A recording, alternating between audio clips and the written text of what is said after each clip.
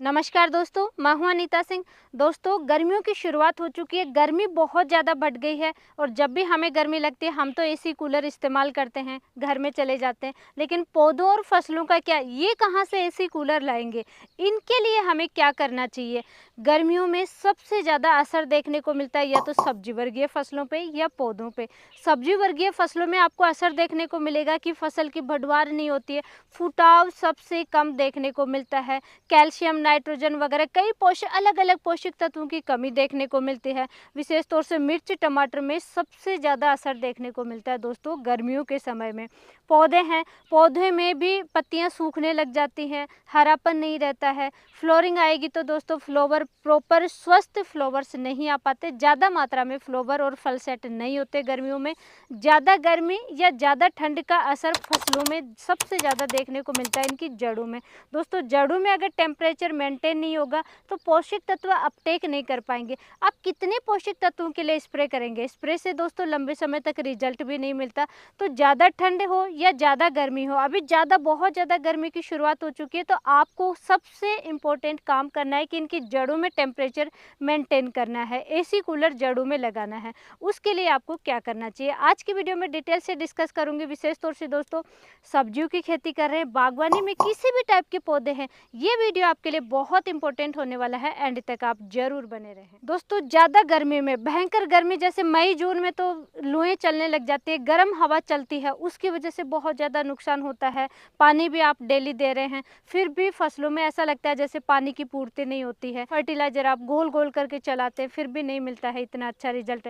आप लोग टॉनिक बहुत ज़्यादा गर्मियों में, आप देखिए आपसाइटी का गर्मियों में बहुत ज़्यादा इस्तेमाल करते हैं सॉइल कंडीशनर के लिए, या फिर जैसे चिपको वगैरह भी बहुत ज़्यादा चलाते हैं ताकि नमी लंबे समय तक बनी रहे। दोस्तों, आप ये देखिए कि ये टॉनिक है, आपसाइटी है, या चिपको वगैरह भी आप चलाते हैं तो कितना कॉस्टली ये प्रोडक्ट आते हैं, और लंबे दूरी में आप खेती करें तो बहुत ज़्यादा खर्चा होता है। सब्जियों की फसल है या पौधे हैं, गर्मी हो या ठंड हो, हमें प्रोडक्शन तो ज़्यादा लेना है, खर्चा भी कम करना है। तो ऐसी सिचुएशन में बेस्ट सॉल्यूशन क्या है? बेस्ट सॉल्यूशन दोस्तों एक ही है, ऑर्गेनिक मल्चिंग, जो कि हमारे कई सालों से यूज करते आए हैं और करना ही पड़ेगा दोस्तों, अच्छा प्रोडक्शन चाहिए तो। दोस्तों, ये क्षेत्र वाइज अलग अलग चीज़ें इस्तेमाल होती हैं। जैसे कि कहीं पे सरसों की खेती ज़्यादा होती है तो सरसों निकाल चुके हैं, उसकी कटाई के बाद में जो चारा होता है जिसे तूड़ी हम कहते हैं, ये देखिए इस टाइप का होता है, ये इसका इस्तेमाल कर सकते हैं। जहाँ पे चावल की खेती होती है तो पराली का इस्तेमाल कर सकते हैं, चावल के छिलके का इस्तेमाल कर सकते हैं, या गन्ने की खेती जहाँ होते हैं तो गन्ने की छिलके का इस्तेमाल कर सकते हैं, गन्ने के पत्ते का इस्तेमाल करते हैं। केले की खेती जहाँ पे ज़्यादा होती है, महाराष्ट्र वगैरह, तो वहाँ पे केले के पत्ते का इस्तेमाल करते हैं। इस तरीके से ऑर्गेनिक मल्चिंग ये सस्ते भी आते हैं दोस्तों। जो आपसाइटी है, टॉनिक है, फर्टिलाइज़र है, उनका खर्चा बहुत ज़्यादा है, साइड इफ़ेक्ट होता है, जबकि इनका इतना ज़्यादा फ़ायदा है दोस्तों। आप ये पूरा वीडियो देख लेंगे तो आज के बाद में आप ऑर्गेनिक मल्चिंग का ज़रूर इस्तेमाल करने लग जाएंगे, इतने ज़्यादा इसके फ़ायदे होते हैं। डिकम्पोज हो जाएगा, ये देखिए जिस तरीके से पेड़ों में आपने बिछा दिया, इसी तरीके से बेड विधि से खेती होती है, तो आपको प्लास्टिक मल्च का खर्चा ज़्यादा होगा और इसका खर्चा भी नहीं होगा। इस तरीके से दोस्तों आपको बिछा लेना है।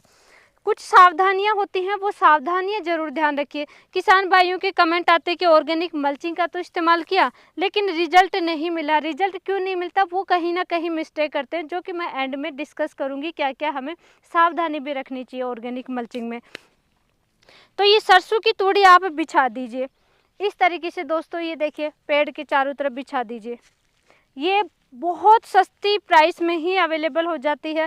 सरसों की तूड़ी है, चावल का छिलका है, पराली है, पराली को तो किसान भाई जलाते भी हैं इवन की, तो वो पराली आप जलाने के बजाय आराम से इकट्ठी कर लीजिए और उसके बाद में ऑर्गेनिक मल्चिंग के रूप में इस्तेमाल कीजिए। जो भी सब्जियों की खेती कर रहे हैं, बागवानी कर रहे हैं, इस तरीके से आप पेड़ों में बिछाइए।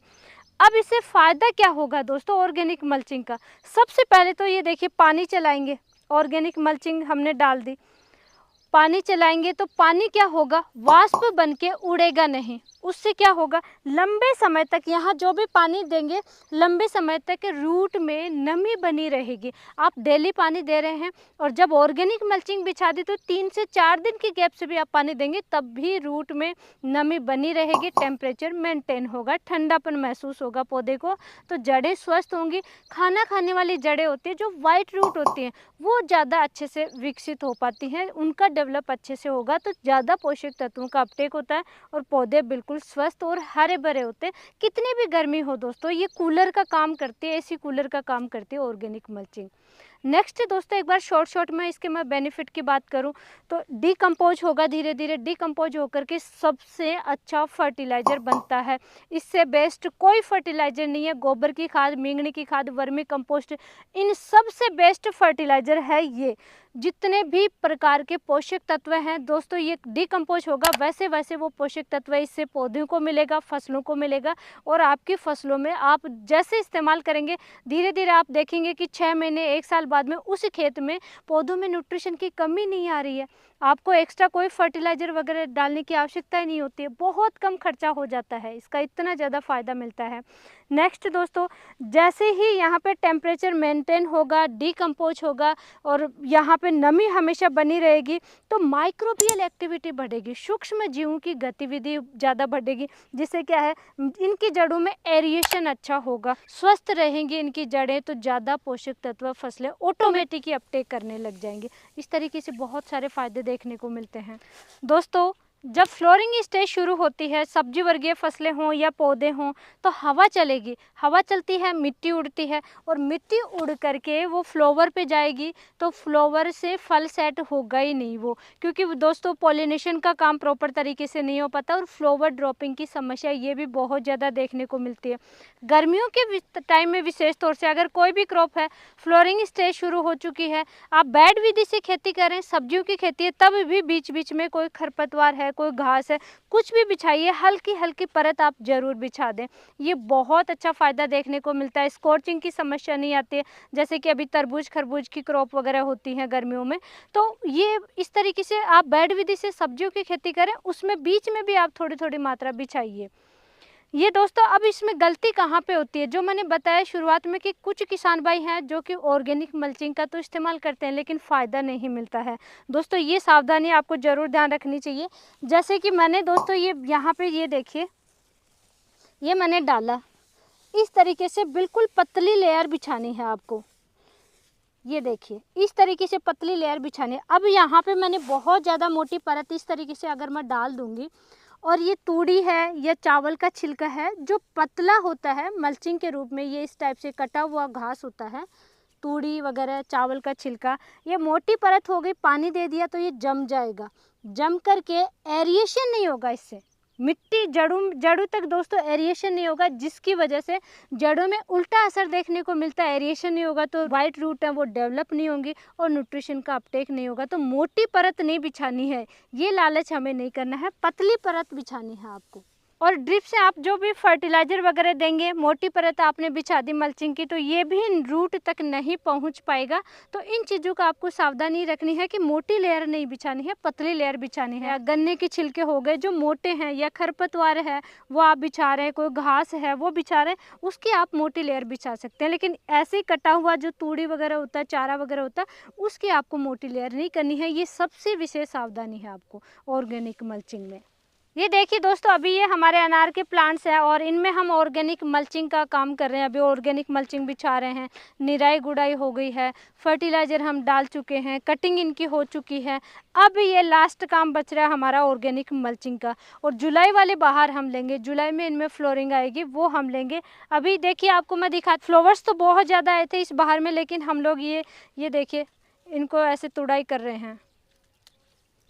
ये देखिए बहुत ज़्यादा फ्लावर्स आते हैं क्योंकि साल में 3 बार अनार लगता है, 3 बहार आती हैं और बहुत ज़्यादा फ्लावर्स, ये देखिए फल सेट बहुत ज़्यादा हो चुके हैं और स्वस्थ हैं बिल्कुल। लेकिन इनको क्योंकि पौधे की अभी हमें ग्रोथ पे ध्यान देना है, स्टोरेज पे ध्यान देना है, इसलिए ऑर्गेनिक मल्चिंग वगैरह ये सारा काम कर रहे हैं। ये जुलाई वाली बहार लेंगे। जो कि दोस्तों अनार की खेती कर रहे हैं तो कमेंट करके ज़रूर बताइए। आगे हमारे इन पे सीरीज़ आती रहती है तो और भी हम डिटेल से वीडियो लाते रहेंगे। अनार मौसम्बी के हमारे पास काफ़ी मात्रा में प्लांट्स हैं। तो दोस्तों इस तरीके से आप जो प्लास्टिक मल्च का इस्तेमाल करते हैं सब्जियों में, उससे भी कम खर्च में ऑर्गेनिक मल्चिंग आपको मिल जाएगी। आपके पास अगर अवेलेबल नहीं है तो आप परचेज कीजिए। जो से ही सरसों की कटाई हो जाए तो आप तूड़ी परचेज कर लीजिए, बहुत कम खर्चे में मिल जाएगा। पराली है वो बिल्कुल आपको फ्री में मिल जाती है किसानों के पास, क्योंकि उनको तो जलाना होता है और यह बहुत कम पैसे में आपको पराली मिल जाती है। तो ये जो चीज़ें मैंने बताई हैं इनका इस्तेमाल करना शुरू कीजिए। बहुत सारा खेती में हमें निवेश कम करना है और प्रोडक्शन ज़्यादा लेना है, बचत अच्छी करनी है। तो दोस्तों इस तरीके से ऑर्गेनिक मल्चिंग का ही आपको इस्तेमाल करना चाहिए। ज़्यादा गर्मी से का असर आपको कम करने के लिए पौधों का एसी कूलर है ये ऑर्गेनिक मल्चिंग। और ऐसी ही लाइव नॉलेजफुल डिटेल जानकारी के लिए वीडियो को लाइक करें, ज़्यादा से ज़्यादा शेयर जरूर करें। धन्यवाद।